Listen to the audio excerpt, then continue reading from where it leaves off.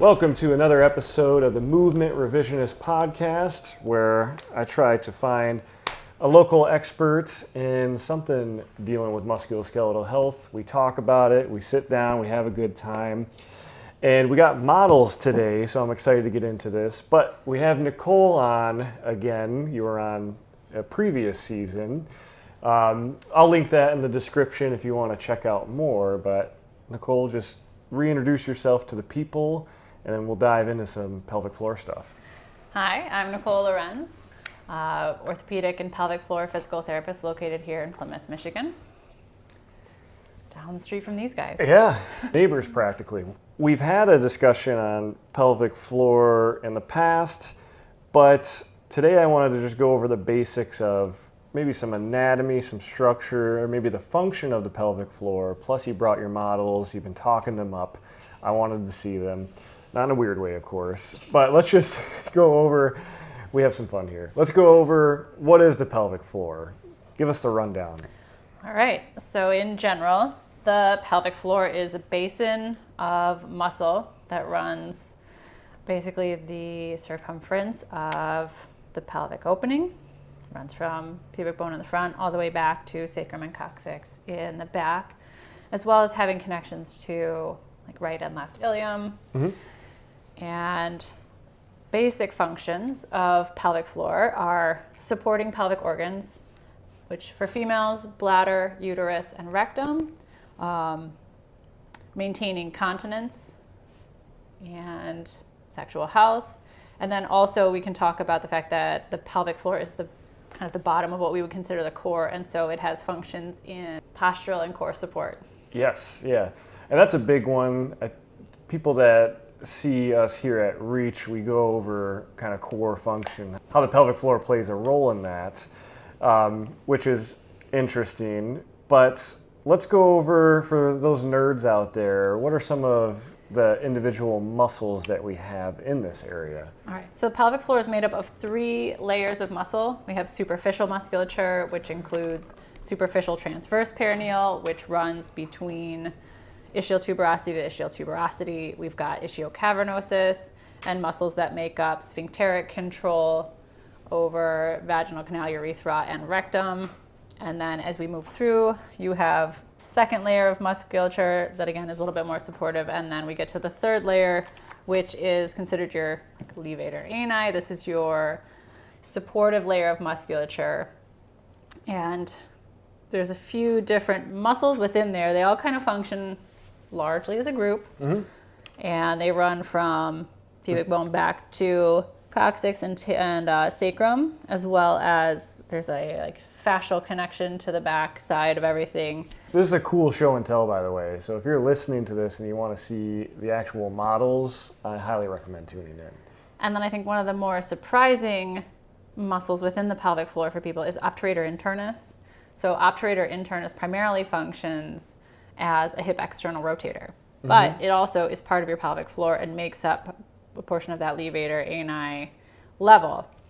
And so obturator internus actually starts kind of more like anterior lateral within the pelvis, mm-hmm. and kind of, it's a little bit incomplete in my model here, but then actually runs out through the backside of the pelvis and would connect to the femur back here. Gotcha.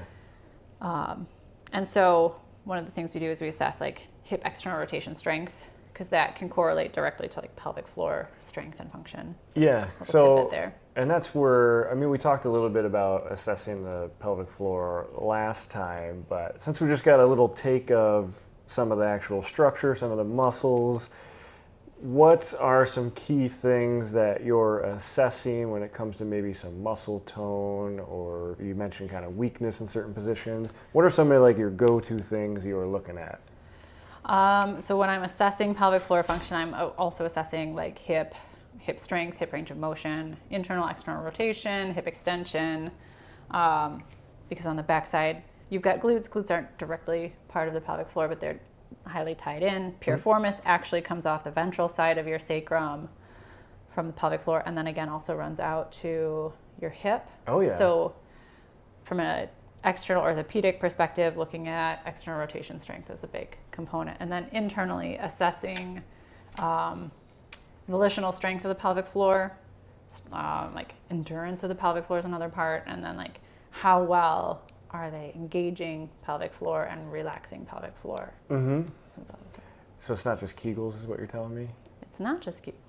We'll get into that one next, but I just wanted to do kind of like a quick mini episode just to go over structure, function of the pelvic floor, kind of set that base, because I doubt this is going to be our last talk together, where once we kind of know what we're talking about, or you all know what we're talking about, we can start to layer on higher level concepts, and we're going to get into Kegels and certain exercises here next. Yeah. Any last points when it comes to pelvic floor structure, function that you want the people to know? Absolutely. So the other part is, like core stability and postural support.